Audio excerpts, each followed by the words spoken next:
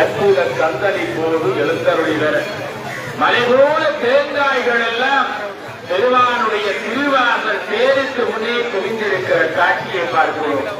முருகன் தமிழுக்கு தலைவன் அல்லவா, எங்கள் அற்புத கந்தன் அல்லவா, கண்ணீரால் ஆனந்த கண்ணீர் துணிவார் எல்லாம் செல்வச்சனதியிலே நிறைந்திருக்க அற்புதமான கந்த பெருமான் ஆலமரங்களும் வேப்பமரங்களும் நிழல் பெறுகின்ற உயரமான வரலாறுகள் எல்லாம் சூழ்ந்திருக்க எம்பெருமான் வேளாக வெள்ளி வேளாக இருக்கிற கந்த பெருமான் நம்மையெல்லாம் ஆட்கொள்ளுகிற நம் சொந்த பெருமான் அல்லவா எங்கள் செல்வச் சன்னதியார்.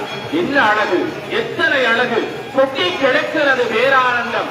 அடியார்களே, காட்டு மல்லிகை, செவ்வந்தி, சாமந்தி, மணிக்கொழுந்து என்று எத்தனை நறுவர்களை சூடிய நாயகனாக குட்டைவனாறு செல்வச் சன்னதி வெள்ளிவேலன் அங்கே எழுந்தருளி வருகிறான். கமகமக்குது, சந்தனம் கமகமக்குது, பன்னீர் கமகமக்குது.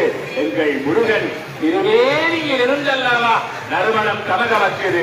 ஆனந்தமாக அங்கே தொண்டர்களுடைய தோளிலே ஆனந்தமாக பெருமான் ஆரோகரித்து வருகிறார். உருவா உருவா என்று ஒருவார் ஒருபுறம் நேர்த்திகளை நிறைவு செய்வார் ஒருபுறம்.